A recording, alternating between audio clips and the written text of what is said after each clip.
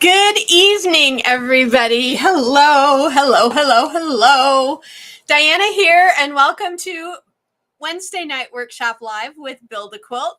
Build a Quilt, in case you're wondering if you're just new or just happen to be passing by, is all about patchwork in the hoop. So you can see it that way. That patchwork, all the patchwork you see, this all made with the hoop of our embroidery machine, and it's real traditional patchwork quilting.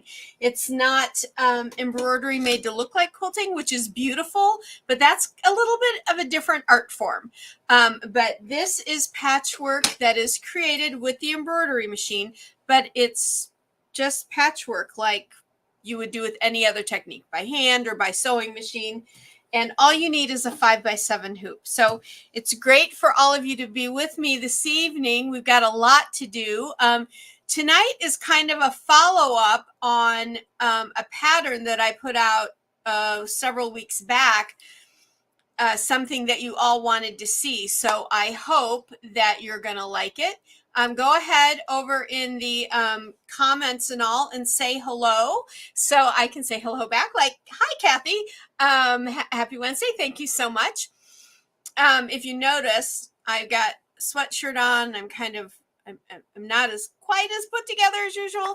It's been a crazy day. We lost a big, huge branch, limb, arm off of a tree, and it's just been kind of weird around here today. So I apologize, but I got a lot done getting ready for the quilt along, and we'll talk about that some more because that's coming just 2 weeks. So tonight is all about, where is it? There we go. It's all about Grandma's flower garden. So a few weeks ago, we did a hexagon block. We learned how to do the hexagon with the hoop of our embroidery machine. And we know that hexagons are used very frequently for the Grandma's Flower Garden quilt. And so that's what we're going to be talking about tonight. But we got some things to go over before then. So we always do a few memes. I've got one that came in from one of our friends here at Build a Quilt tonight. And I have a thanks for sharing photo from one of our regulars here at Build a Quilt for a quilt that she finished. Tanita finished her quilt. So I've got that to show you. Hello, Ruth. So nice to see you, Ruth. In fact, folks, our meme tonight is courtesy of Ruth. So thank you very much, Ruth. It's hilarious. And I'm about to show it to you, but I have to do a little preface because Ruth would have never, ever known that when I was growing up, every Saturday night, you got the bath taken and the hair washed, and you sat on the floor with my mom's big over the head hair dryer drying my hair, all before the Carol Burnett show came on, because there was no way you were going to miss that show.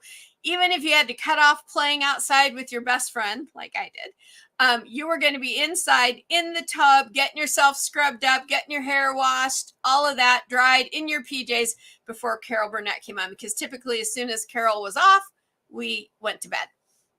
So Ruth would not know how much I just literally adore Carol Burnett. So when she sent me this meme, she would have not known how hard I laughed. But there's only two people from television that make me laugh this hard. One is Dick Van Dyke. I think the man is just pure genius. I've seen everything he's ever made. The original Dick Van Dyke Show, absolutely my favorite all-time television show ever in the history of television. And then the second person is Carol Burnett. I adore her. So when I saw this meme, Ruth, and I started laughing, Dave's like, it's either Dick Van Dyke or Carol Burnett. What's going on? And I showed it to him, and he's like, yeah, I knew it was one of them, because you never laugh like that unless it's one of those two people. So Ruth would not have known this. Yes, Ruth, occasionally I still catch her reruns too. I have a story sometime, Ruth, I'll tell you about the whole Gone with the Wind and the curtain thing and what I did for a school project sometime, a high school project sometime. But here is our meme for this evening. a large part of making those quilt pieces fit better is to stare at them like this right before you get the seam ripper. I'm sorry, I still think it's hilarious. It's just Carol's face. The eye thing is just incredible. Now, I think in this picture, she's playing the character where Vicki Lawrence is her mother, and I think she's married to Harvey Korman and that. But I just love it. And I thought this was hilarious because, yes, that's like the death stare, right?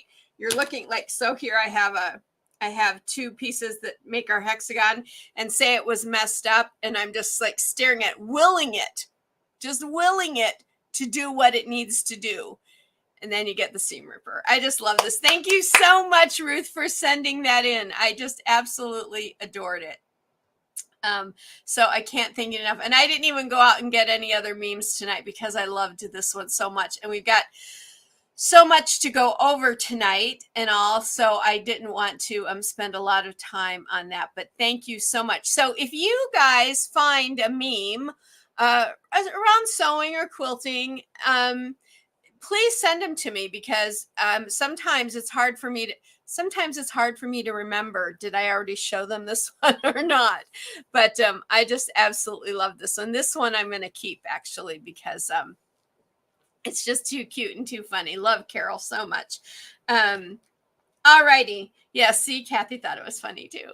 So please don't be shy if you're joining in. Just pop in the comments. Hi, I'm Sue. I'm from ABC, wherever you're from. I'd love to know. So we can say hello back to you, because that's what Build a Quilt's all about. Besides the patchwork, is this huge community you guys have built. People that start something say, oh, this is what I built. Build a Quilt was built by you guys. You guys have made it as huge as it is. We just passed 500,000 subscribers a couple of weeks ago. We had the big celebration, and there's the celebration cake block out on the website. It's a free block. If you don't have yours, feel free to go download it. We're almost at 534,000 already. I mean, you guys are just incredible. Oh, just blow me away. Thank you all so much from the bottom of my heart. All right, now I have a thank you for sharing, and I don't know if she's with us tonight or not, but it is from our friend Tanita. Tanita has been working on a quilt for some time, and I know I've shown you pieces of it as we've gone along, but this is her finished string piecing quilt. Now, the string piecing pattern for the block, the 5x5 block, is available over at the website. There's also one that's a 5x7 block, and there's also one that's a 5x5 block that has a pyramid shape. But this is the traditional string piecing block. And she made, if I'm remembering right, about 143 of those squares, and this is like a 54x70 or something like that throw. So she has quilted it, and the bind. Don't you love the binding that she did? It really makes the aqua and turquoise that's in her fabrics just really pop out. But it also, I think, it's a beautiful blend with all those other colors. It's really just gorgeous. I just think it turned out beautifully. In fact, when I look at it, if I stand back and look at it, it almost reminds me of a cathedral window kind of an idea. It turned out beautifully, T. And thank you so much for sharing your photographs with us. We appreciate it so much. Now, I should tell you that if you haven't read the blog that came out on Sunday over at the website, you should go over and check that out and do that. And I featured sometimes when you send me pictures, they might get featured in the blog. And Tanita's quilt, and I believe it might have been Kathy's. Kathy, were you the one that sent me the pictures of the friendship square that we were making in the beautiful autumn colors? I think that was yours. But those two photos and their stories got featured in the blog this time.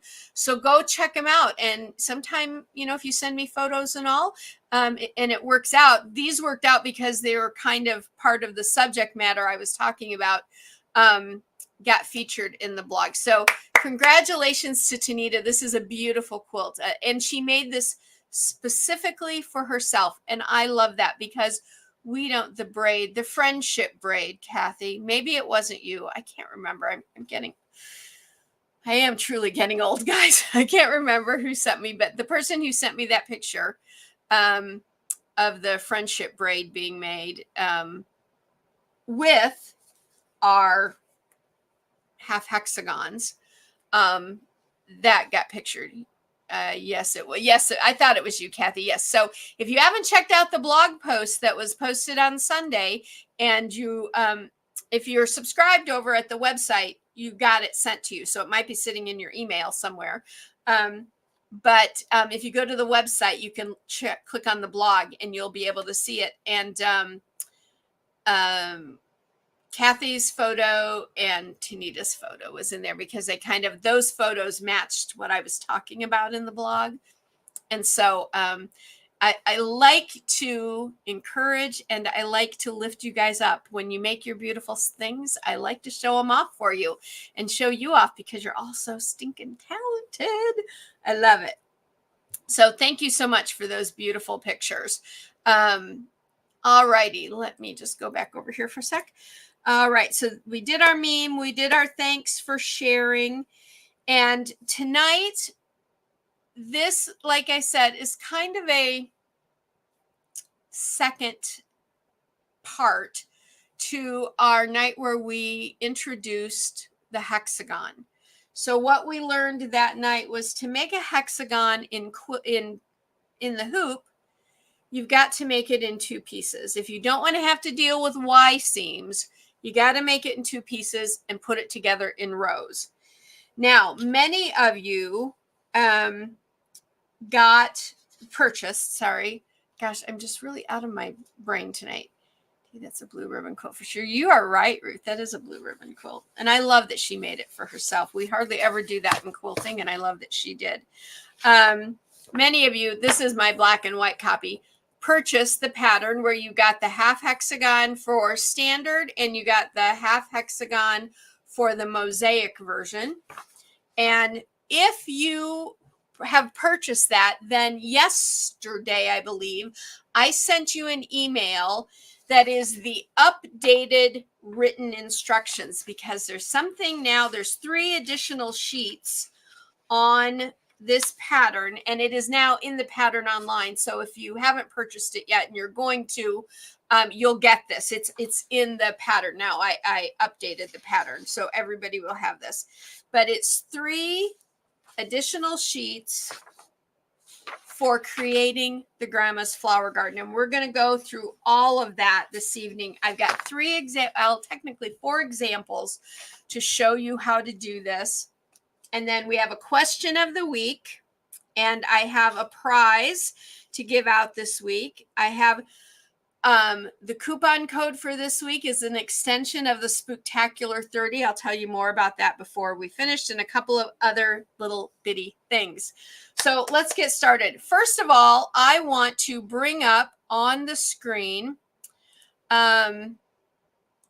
just a page from the from the internet. This is just, I just typed in Grandma's Flower Garden Quilt pattern because I wanted you all to see how many ways Grandma's Flower Garden Quilt can be used. And tonight I'm going to give you instruction on how to put 2 of them together. I really think there's 2 versions that work out great. So there is this block version, and then there is this scattered version. And that's what we're going to talk about tonight. But you can see you can really do this in a lot of ways. Okay. So most of you know that the very first quilt I ever did was a Grandma's Flower Garden with my grandmother. The first one she ever did kind of reminds me of this one here. It had a white background and it was kind of like this more than like this. So it was kind of like these 2 here. All righty. So, and it was in white on the background, all of that. And so when she and I made it, we used yellow for the background because I love that color, and we were able to get some yellow fabric. But you can put this flower garden quilt together in lots of different ways. So I'm just going to take that down now. And tonight we're going to talk about a couple of them, but I'm going to give you 4 examples of how you can put the flowers together, okay? So all of this information about putting them together is in the packet now, okay? Let's see, am I missing any questions? Do I have any questions over here? No. Okay. If you have questions as we go, please feel free to ask. First, let's talk about some history of the flower garden quilt. So the Grandma's Flower Garden Quilt originated in England in the 18th century. So if I have that right, that would be in the 1700s. That makes sense. It was all hexagons, little hexagons. Your very traditional hand-created Grandma's Flower Garden quilts were always typically made with 2x2 hexagons. Those suckers are little. Now, the ones we're dealing with make a 5-inch hexagon, much, much bigger, but it's great for when you're getting started and just learning how to do these. However, there might be a smaller hexagon version coming because I know some of you have asked for the original size. So just keep that on the back burner for a little bit, okay? So it was all done with paper piecing, what we would now call English paper piecing because it was done over in the UK, right? So when I did mine with my grandmother, it was, our papers were the newspaper. In fact, hang on just a second. I'm going to get that quilt to show it to you. Hang on just 1 minute. Talk amongst yourselves. I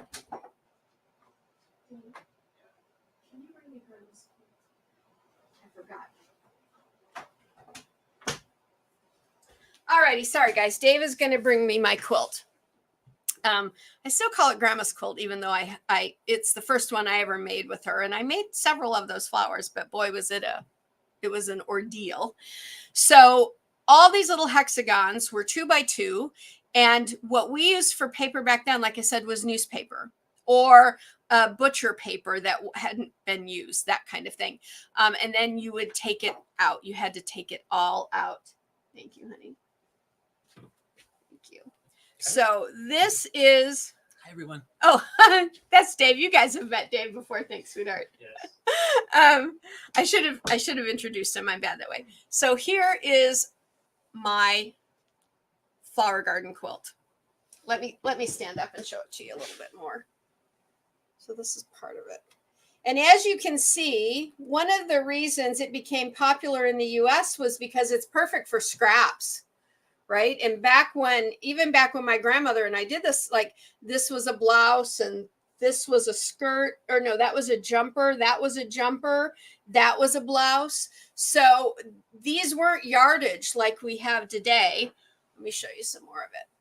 There we go.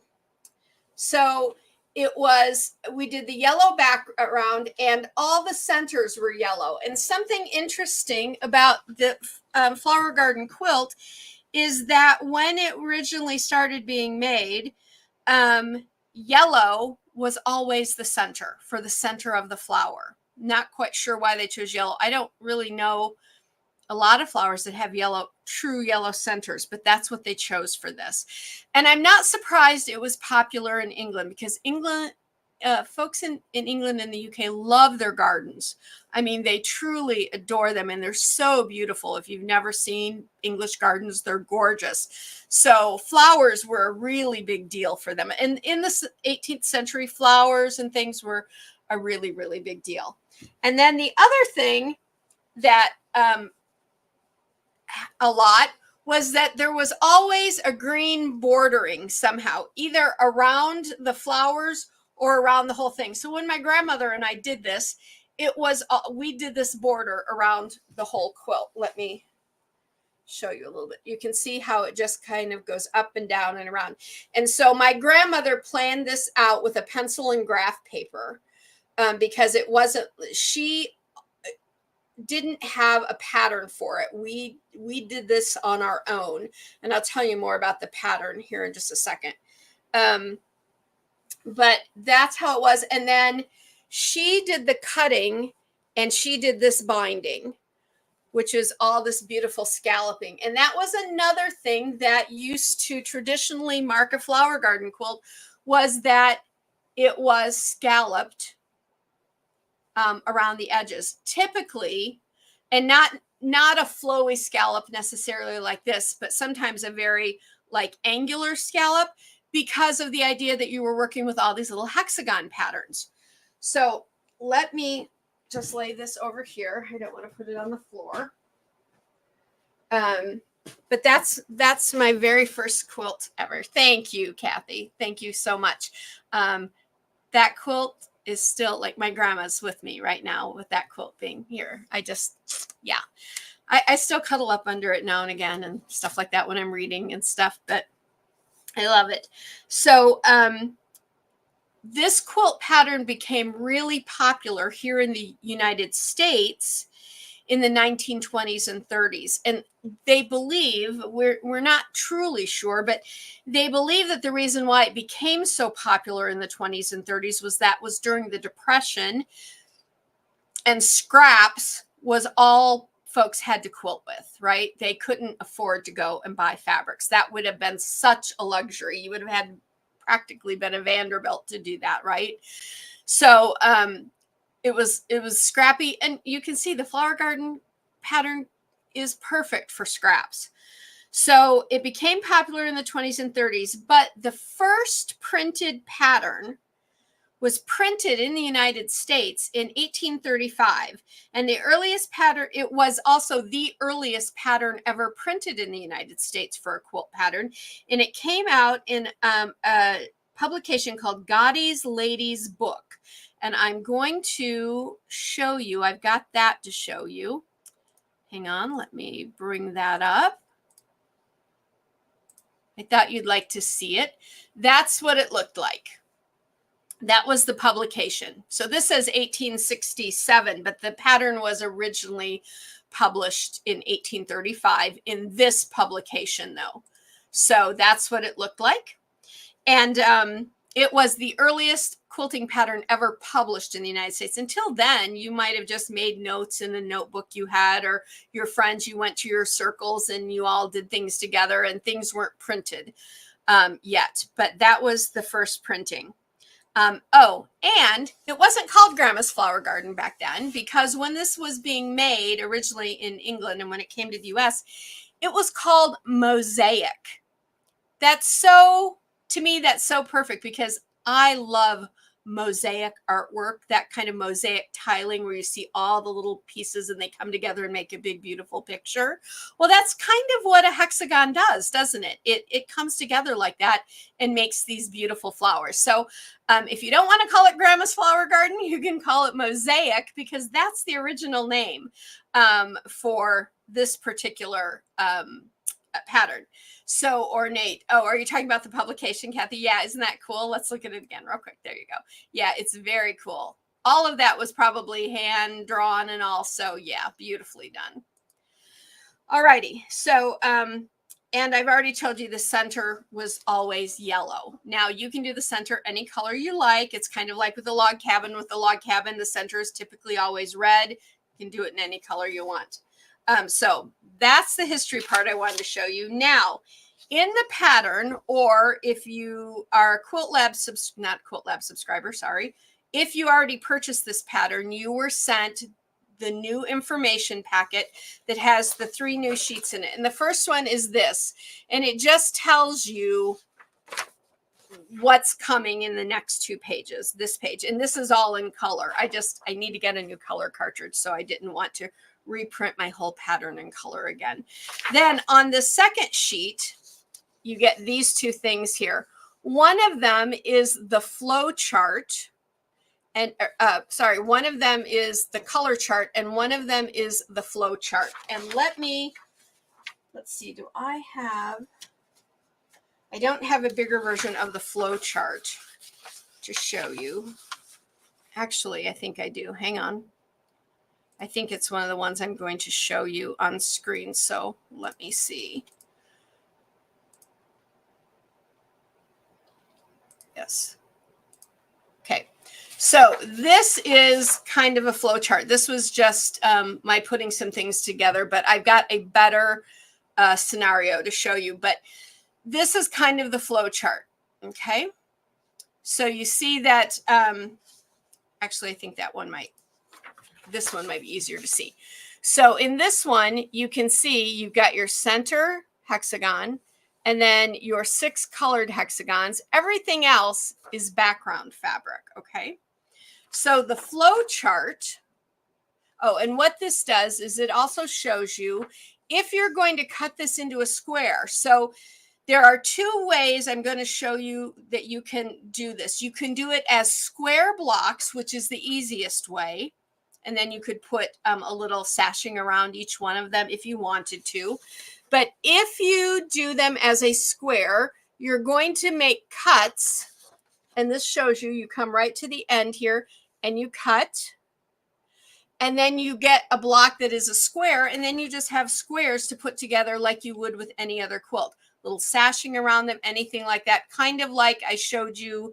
Let's go back and I can show you again in this one piece here. So let's see. I showed you one in squares, I thought. Hang on. Let me find it. One of these pictures. Aren't these? No. So here's a very interesting one in squares. That's very kind of cool looking. That's kind of a very 1960s version of the squares, I would say. But there is another one in here that I thought I showed you that was squares. Oh, now I can't find it. Oh, here we go. Right here it is. So this one has sashing around each square. So you could make your quilt to look like that. And that is the easiest way to put Grandma's Flower Garden together. Okay. And then on the bottom, you have what's called the flow chart. Now, I do have a larger version of the flow chart that I will hold up. Because the flow chart basically tells you this is the piece that's going to kind of help you plan stuff a little bit. Because it tells you right here, the center, that's going to be, these 2 pieces will be whatever color you want them to be. We'll just say yellow for tonight. So these 2 would be yellow. And then it shows you the 6 petals all the way around the side. And this tells you here, anything that doesn't have these words in it is background. And that's all a single color. Okay, so that's kind of your general layout. Then in the pattern, you get this sheet. This is 2 blank versions of this. 2 blank versions of this so that you can plan out your colors. Okay. Now, you can make as many copies of this as you want to figure out what you want. It's kind of like, that part is kind of like our coloring sheet. But let me bring in these larger samples here that I have to show you. Any questions so far? Any at all? Please don't be shy if you've got questions. All right, so there is a blank, right? And it's done so that they're in halves because we're putting them together in half. So even if they're the same color, you still have 2 halves there. And I wanted that to be indicated for you on this chart in case you want to play around with your colors and do half and half or half mosaic, half solid, anything like that. But here, the very first thing I do is I take a marker and I go and I outline where my flower is. And I start out by outlining this centerpiece. And then I outline the 6 petals around it. Everything else that's not outlined is background fabric. So this tells me a couple of things. One, it tells me to make one block, I'm going to have 6 rows, 1, 2, 3, 4, 5, 6. And then it tells me that all of this out here that isn't outlined is background color. All of this that's outlined is going to be my flower colors, my center, and then my petals. It also tells me that I'm going to have 1, 2, 3, 4, 5 half hexes in each of the 6 rows, okay? So that's all good information. Now, once I've done that, here comes some examples for you because you can do lots of things. So in my grandmother's quilt, because those were done in little 2x2 hexagons, we did a base color and then we surrounded it with more petals of another color. Let me bring this back in and show it to you again. So this red one here is good. So you can see the basic flower is the solid red. And then we went through and we did all of the outside petals in a different fabric that matched it. And I don't know, let me put it up really close. Can you see how that's all been hand stitched? So we cut all of that fabric out by hand, stitched it all by hand, stitched it all together by hand, quilted it all by hand. It's all by hand. So this quilt took us a couple of years to make together because, for one, we did not live in the same town, so we only got to work on it together at different times. I will be honest, my grandmother did a lot of it, but probably a dozen maybe of those flowers I worked on and did. So, and she taught me how to do my stitching and my quilting and all of that. So if you want to make a solid flower, then you can do crayons, coloring pencils, or you can give it like a chart idea, which I'm going to show you. That's one of the things here. So what I did in this one is after I outlined everything, I came over here and I wrote my row numbers in. So have any of you ever done cross stitch? Put it in the comments if you have. Because if you've done cross stitch, you know how to read a chart. Or if you knit or crochet, you probably have read a pattern chart. And if you do, that's kind of what this is going to help you with. This is your pattern chart. So I put in my 6 rows, and then I decided this would all be a single color flower. Now, Grandma's Flower Gardens, even if the flowers are a single color, they're typically all different colors. But you could, I saw a beautiful one once where all the flowers were in shades of violet and purple. It was truly beautiful. All of the above, cross stitching. Good for you, Ruth. You're like me, Ruth. You just, if you can do it with your hands, you do it. I get it. So this is like your chart. And so typically these would all be different colors, but each flower would be a single color except for your center. Okay, that's the easiest way to do it. So here you would make 2, 4, 6, 8, 10, 12 in this color. So up here I wrote 12 in purple. So 12 segments of your half hexies. I need 2 in the, this is, I said lime because this looks yellow on the screen. It's really a lime color. These 2 are in lime. So I wrote 2 in lime, and then I put 16 background segments because in total for one block, you need 30 segments. Okay. Now I know that sounds like a lot, and it is, but that's the process of making a Grandma's Flower Garden. This is not a quick, let's get this done over the weekend kind of thing. This is a quilt that will take you a little while to create. Okay. So I don't want you thinking, oh, I'm never going to get done in a weekend. Yeah, no, you're not. Okay. Sorry. You're just not. But that's okay. This is the one you want to do for a special occasion. If you're giving it as a gift, a wedding, a baby. But if you're going to make this, make it for yourself because you're going to put a lot of effort into this quilt. But I have up here then written down what I'm going to do. Now, what I could do is I could then go through my fabrics and pick out however many flowers I need to make, and we'll get to that in a little bit.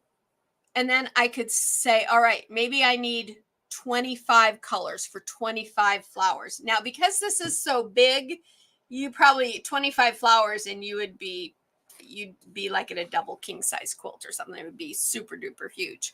But I'm just using these numbers for reference. So you could come over here and they're like 12 in purple and then like a dash and then list all your colors here. And all your centers are going to be the same and all your background is going to be the same, but you could list your colors here. And then this would be the chart that you would cut. And and this is when you go to put your flower blocks together, this is the chart you want right there on the table. You want it stuck up on a pin board, magnetized to the fridge if you work on your kitchen countertop, anything like that, because that is going to be your guide. So that's example one, and that's probably the easiest flower scenario to do because you're only dealing with the single color and the center color and the background color. All right, now for sample two, it's kind of what I've shown you in this picture. If you could see it in color, each one of those are a different color in the petals. So it would be like this. Same again. I outlined my flower. I numbered my rows. And then I took my colored pencils. Now I like these, doesn't matter what kind you use at all, but I use these twisty crayon color pencils because you can twist them down and then the lead isn't sticking out and all of that, and they don't break. And I really like them. They're good. They have those twisties in crayons too, which are also nice if you prefer something that's going to give you a heavier color. The crayon version could work for you. And then once that's done, once again, I make myself a little legend down here. 2 in pink, 2 in aqua, 2 in orange, 2 in green, 2 in purple, 2 in blue, all down here. 16 again for the background color. And this time 2 in yellow because this center is actually yellow. So this is example number 2. And this, if you're working with scrappy fabrics, if you've got a big scrap collection, or like we talked about when we talked about scraps in a recent video, if you have gotten yourself some fat quarter bundles to kind of start that process up and you can mix and match them all, then this is a great way to go if you're going completely scrappy because you only need a little bit of fabric for each petal. Once you run out of that fabric, choose another fabric for the next petal because it will all be scrappy. So that's example number 2. Now, example number 3 is for people who don't like to color. And that's fine if you don't like to color. Or really, if you have a set of fabrics in mind. So I have, I showed you recently the Lori Holt collection. So I picked some colors from that collection, enough for one of the Grandma Flower Garden blocks. So this is example 3, and this is how I would do it. Again, highlight. I didn't put my row numbers in here, but I would have. I forgot to do that. And then I have very specific fabrics here. So this one is taupe. So I want it right here in the bottom petal. So T and T, that's for taupe. This is my green. So I have green and green right there. This was my purple. So I have P and P, purple, because I like purple and green next to each other. This one is my blue. So I have blue and blue. This one is my orange, orange and orange. This one is my red. So R and R for red and red. And this one is my yellow. And I like that this one had a little brownish black in it because some flowers have that yellow browny black center, and those would be right there. So what I would do then is I just went down here again and made myself a little legend: blue, red, orange, yellow, taupe, purple, and green, and wrote that in there. And everything else again is background color. And for your background color, if you saw on my quilt how the background and the centers were all the same color, that's a beautiful continuity in a quilt. So you could do that. Or you could do one color for all your centers and something completely different for your background. There is, let's bring this one back up because I think I saw one in here. I think I saw one. Yeah, here, if you look at this one, this background. So this background is all in this greenish color. That's really beautiful. So you don't have to think that you have to do, your background in a white or a lighter color. You could do it in a darker color if you want, like a navy would be beautiful for one of these quilts. Oh, do you like these, Kathy? I just get them at, I think I got these at Walmart, but I put them in this bag because I've got a couple different sets of them so I could get a bunch of different colors. And then just as a tip, what I did is I took and cut off the color chart and I just stick it in here. So because they aren't named on here, or at least I can't read them, they just say twistable. So that's what I did with that, if that helps. Alrighty, so this one is more of a chart because you have chosen your colors. You don't necessarily want to do all of the coloring in, you just want a basic chart to do. That's the third example. Okay, now there is one other example. I didn't do a chart for it, but it's right here. And in this example, I want to talk to you about the idea of using a curated fabric collection. So let's say this collection that I have of Lori Holt's, like I told you before, these are all meant to look scrappy. And there are so many other colors that I could do this quilt in a ton of colors and have a really scrappy quilt, but I just chose the ones for a single so I could show you a single flower. But let's say you have a curated collection. Let's say from somebody yell out the name of a designer that they love. I'm trying to think. I don't want to say Tula. I always say Tula. These fabrics I did are from a collection that's kind of an older collection, and I just happen to have those 3 left. But if you get a collection, and a collection usually has 21 or 22 fabrics in them, sometimes 20 to 22. What I did was I picked out 3 fabrics that I loved, and within my flower, I did 2 petals in each of the colors that I chose. So I always, when I do this, I always do these opposite of one another. Okay, so that because there's 6 petals, 3 colors work beautifully. Okay, because you've got one going across 3 ways. And then in the center on this, I just use that candlelight color that I love so much. And that could be something you use for the background or whatever.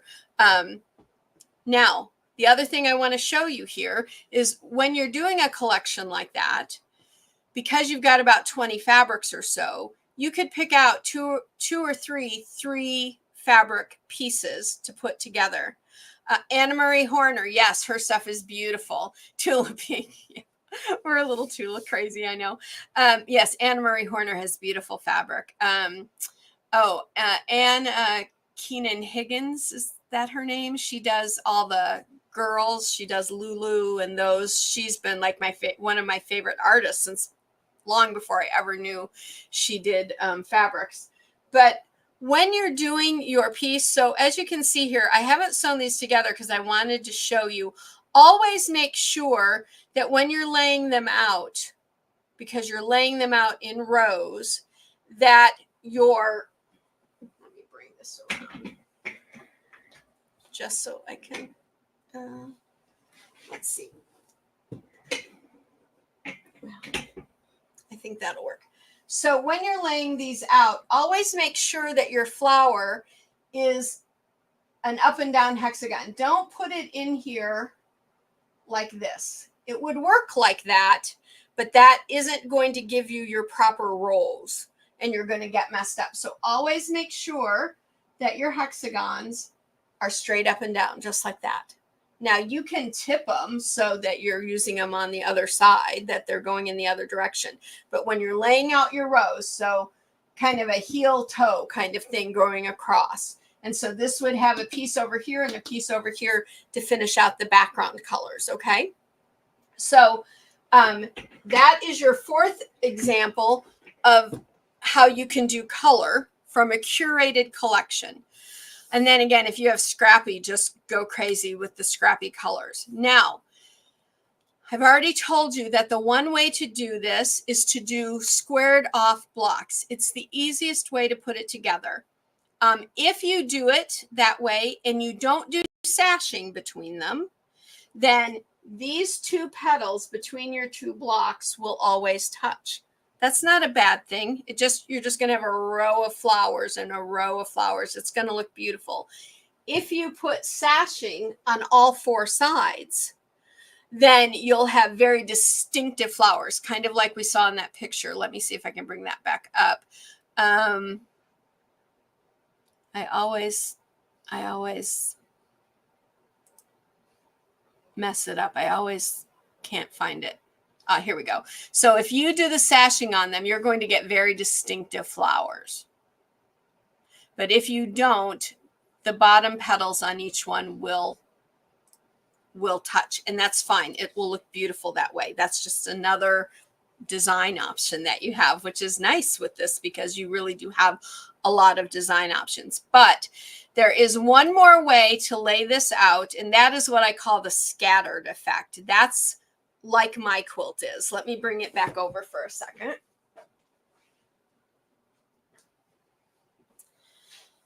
See how they're scattered? They are technically kind of in rows, but because of the way they're put on, they look like they're just thrown out and scattered around, right? You'd have to see the whole thing laid out and really like look at it, but they are technically kind of in rows. Okay. Oh, I just saw a dress that was my cousin's when she was a baby on there. See how quilts have memories? I haven't seen that one particular flower in forever. And then I just saw a shirt that was my dad's like groovy 1960s shirt on there too. So good memories in that quilt. I will be honest, I've never made a flower garden quilt since that one, but I'm going to make one with the Build a Quilt because that's, kind of, I need to do that, right? But it is truly one of my absolute all-time favorite patterns. That and the Dresden plates are my favorites. But I want to bring up how you can do the scattered version.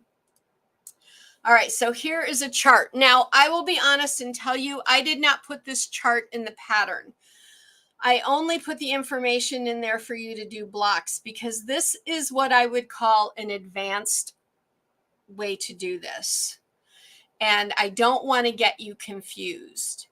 Make a couple of these blocks and decide truly if you want to go the whole route of putting these together in a scattered version, because I don't want you to get messed up. Okay. So if you truly want this graphic, let me know and I can send it. So what this is, if you notice, we have the blocks and they've not been cut. So here is one block right here. And you see how we didn't cut off the edges to square it up on the two sides?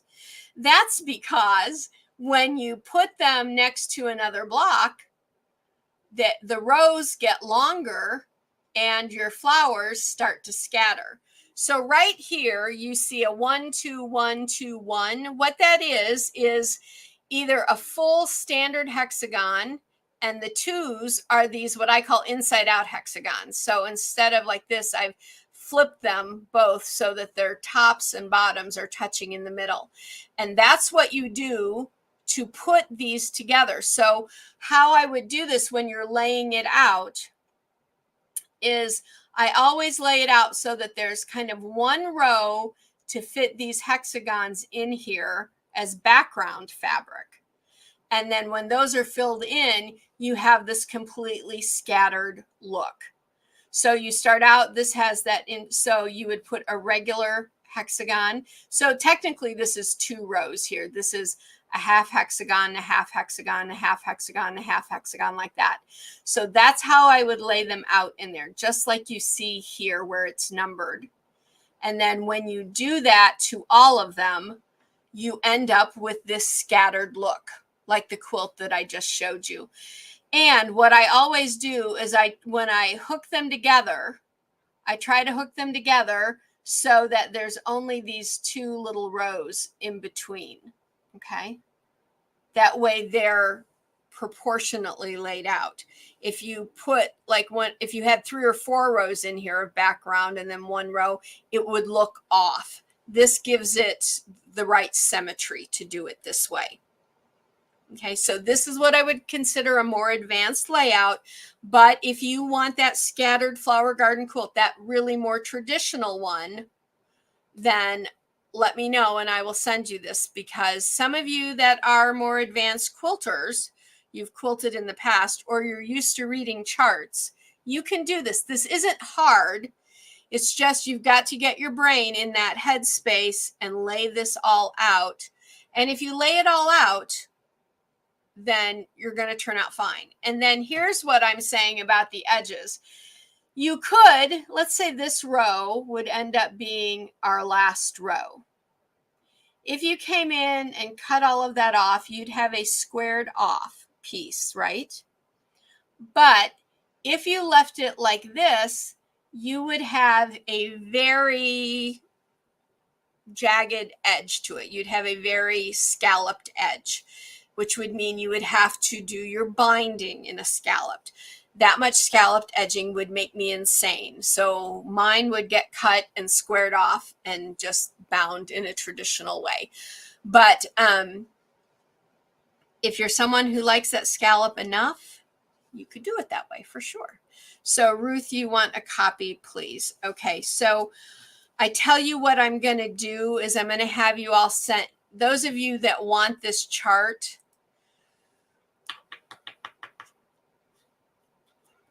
I'm thinking about this for a minute. I'm going to have you email me, okay? Because I will, between now and tomorrow, I would just lose it if you just tell me here, and I don't want to do that. Alrighty. So that is Grandma's Flower Garden Quilt. Are you all completely confused? Or that's really not confusing. It's pretty simple. And in your pattern packet, you will have these new sheets. This one shows you where to cut. This one shows you the general idea of a layout of the flower.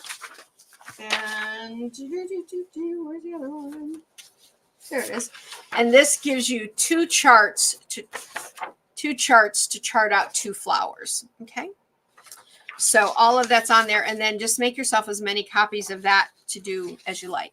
In fact, when you first do yours, you might take one and do one in color and one with the letters, just to kind of see which one is easier for you to work with in the future, and then you'll know for the future. Okay. Alrighty, so are we ready for the question of the week? Are you ready? Because we're almost out of time, so let's go ahead and get that in here.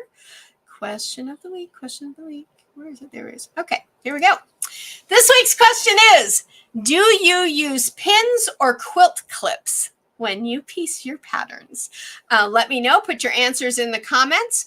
After a little bit, I'll do a random thing. And tonight's prize is our Dust Away set. It's our Dust Away machine cleaners. Now, we've had these out for several years, but I know I just saw recently some other people have started putting this type of thing together. But we've been using these for a while, and I absolutely adore them. In fact, you wouldn't think that just that much dust in my embroidery machine would make it go goofy, but that's what I got out of there today, because it was thunking really hard and then going thunk really hard.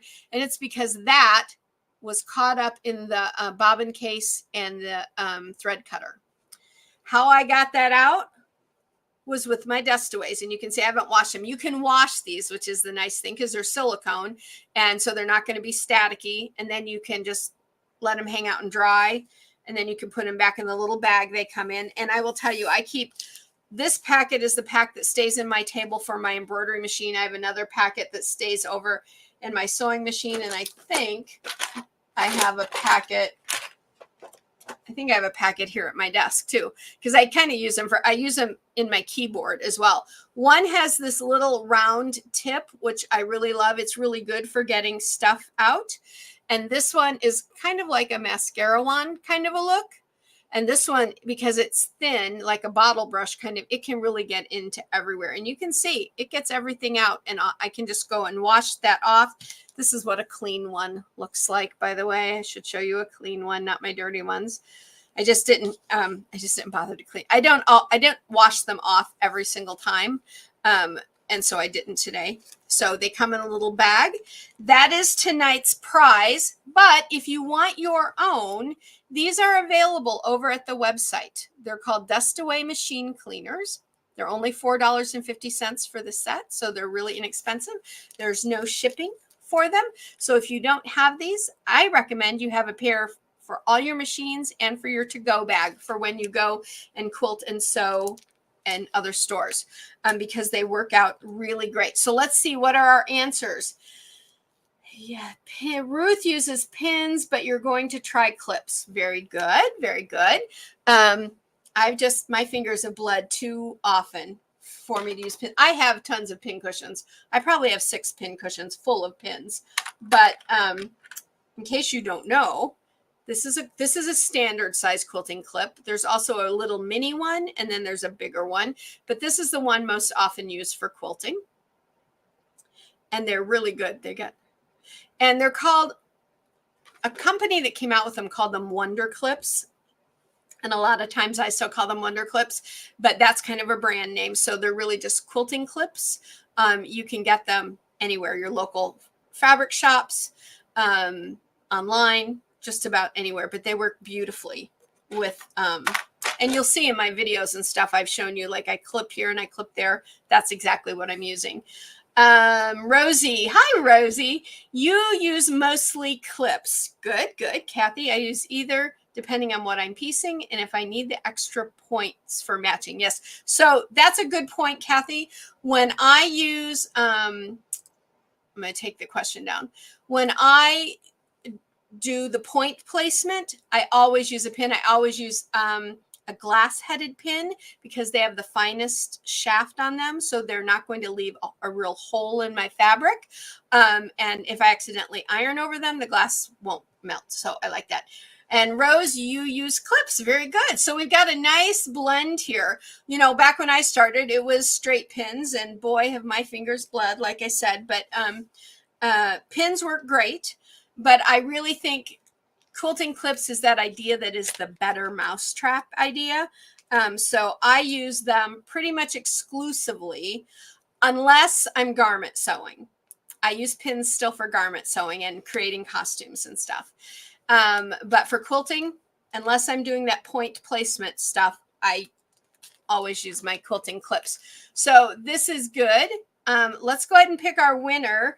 The winner, you need to send me your address over at the web or over at the email, and I'll tell you where that is here in just a second. Rosie Ogg. Rosie, you're our winner tonight, and I will be sending you your own little packet of Dust Away machine cleaners, okay? And you notice they're in our beautiful Build a Quilt aqua color. Of course they are. So Rosie is our winner. Congratulations, Rosie.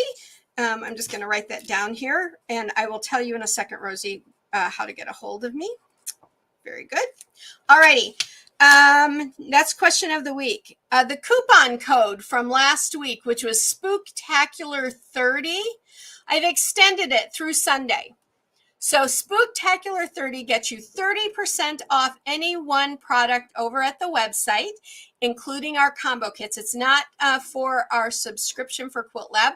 And I should tell you to get ready because the new Quilt Lab subscription information is coming out in just the next couple of weeks, so that everybody can be ready by the time we start February 1st. We run February through the end of January, so that January is kind of a chill month in that respect. We're not starting something new. I always feel like if you start something in January, you never finish out the year with it. It's like having a resolution. I don't do those because I never last 12 months with them. Either I'm going to do it or I'm not going to do it. So I started Quilt Lab in February.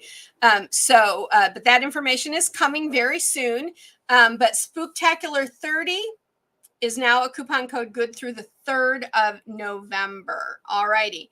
Now, one more big announcement that you need to know, remember, is that the Quilt Along begins on the 13th of November. Next Wednesday, we are not meeting for live.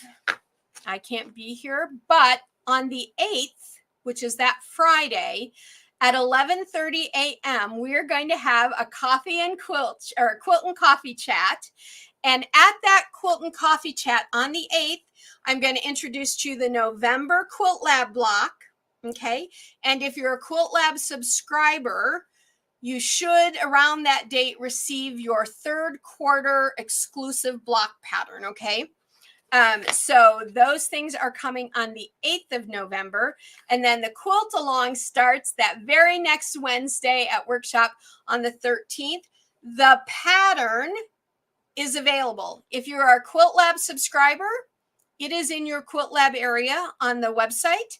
If you are not a Quilt Lab subscriber, the full digital pattern with all the written material, all the digital patterns is available over on the website. You can use your Spooktacular 30 coupon for that. If you are a Quilt Lab subscriber, do not buy the pattern, please, okay? You guys have every pattern that's in there that we're using, so don't buy new. I mean, unless you're gifting it or something, you know, but don't accidentally buy it, okay?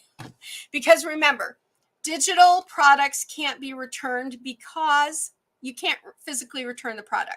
That's kind of the standard in the industry. So if you are a Quilt Lab subscriber and you haven't downloaded all of your blocks for the year, please go ahead and do that. You should have received all your coupon codes to do that. If you've lost them, that's okay. That's cool. Sometimes I do too. Let me know and I'll make sure you get them. But all of those are available for you over at the website now, either the full pattern or the Quilt Lab pattern. Alrighty. And I'm so excited. I've started making my blocks for the quilt. I'm very excited. Now, there's one more thing before I let you go. One very tiny thing. Yay, Rosie. Yes. Congratulations, Rosie. So there's one more tiny thing I want to say. I am never, ever political on this channel. Okay. My political thoughts and beliefs are mine and yours are yours. That's cool. But the one thing I do truly wholeheartedly believe in is that every American adult should vote. There's lots of ways to vote, I guess. You can vote by mail. You can vote early, in person or by mail. You can vote on election day. I love the idea of voting on election day. I know we had to vote by mail during COVID because everybody had to be safe, but there are ways to vote. And if you are an American adult, please make a plan to vote. Election day is Tuesday. So just please make a plan and vote. Maybe get a group of your friends together and you all go vote at the same time or something, whatever works for you. But don't forget, don't wake up on Wednesday morning and go, oops, I forgot to vote this time, because this is a very important election, as all elections are. And that's my public service announcement for voting. Okay. So no more than that. All right. It has been an absolute pleasure. Is there a coloring page for the quilt along? Kathy, there is a coloring. That's a great question, by the way. There is a coloring page for each block, but are you talking about, is there a coloring page like this with the full quilt? Go ahead and answer that in the comments. Because there is one in each pattern set. They have their own coloring sheet. So if you want to pick out your colors for each block and do that, you have the coloring sheets already for that. If you're asking for a coloring sheet for the whole quilt, there is not one right now. I could consider doing one for sure. But like I said, you do have the individual block patterns already. This pattern would be rather, coloring sheet would be rather small. But if it's something that you all want, say so, and I'll be happy to do something. And then we can hand it out on the 13th during the opening night. Okay. So just let me know. Yes, you want one for the whole thing. Okay. Let me make myself a note. Coloring sheet for that troublemaker Kathy. No, I'm kidding. I'll be happy to. Coloring sheet for the quilt along. That's a good idea. It will be smaller though, Kathy, just so you know that, okay? Because it has to fit on a piece of paper like this. It'll be bigger than this, but it will be small to get it all on one sheet of paper. but that's fine. And I will have those ready by the 13th, okay? But not before then. I'm sorry about that, but I'll have them for you on the 13th for sure. And you will have plenty of time to use it, okay? All righty. All right, everybody. It has been a great night to be with you. To get all the stuff I told you that's over at the website, you just need to go to www.mybuildaquilt.com, and everything is over there. The half hexagon, the Quilt Lab subscriber stuff, the full quilt pattern, anything else that I told you about tonight. Oh, the dustaways, they're over there as well. All righty. So mybuildaquilt.com. If you need to get a hold of me, and if you want that additional, if you want this graphic, then send me an email at support@sewuncommon.com and just say flower garden graphic on it, and I'll get those sent out by Friday, okay? I have a couple things I have to do tomorrow, but I'll try to get them tomorrow if you email me right away. Otherwise, I'll get them to you by Friday. Or if you need to contact me for anything else, at support@sewuncommon.com. Yes, it was only a joke, Kathy, for sure. Because trust me, you guys are not a piece of trouble in this world, not at all. A world-renowned heart surgeon always said, "Here comes trouble," whenever he saw me anywhere in the hospital. See? Yeah, I've been called that before too. I've been called worse, actually, by my doctor, so we won't have to go there. All right, folks. So there you can get a hold of me. Now, if you're new, or if you've been with us for a while but you haven't clicked subscribe, please subscribe, like, and share, and become part of this great community. We have a great deal of fun together. You've got lots of quilting friends. Did you know you have quilting friends all over the world? You have quilting friends in Australia, New Zealand, the UK, France, Germany, Canada, Spain, Austria. We have some folks from some of the U.S. Military bases that are stationed throughout the Middle East. Some wives through there are part of our community. India, we've got a huge following in India. So we've got people, you've got friends all over the world now who love to quilt with you. So if you haven't, just subscribe, click that little button, and please like, share, and more than anything, enjoy the Build a Quilt process, okay? Thank you all so much for being with me tonight. And I will see you next Friday, the 8th at 11:30 a.m. for Quilt and Coffee Chat. And we'll be introducing the new November block. Until then, everybody, please go, there we go. Go quilt life beautiful. Bye for now.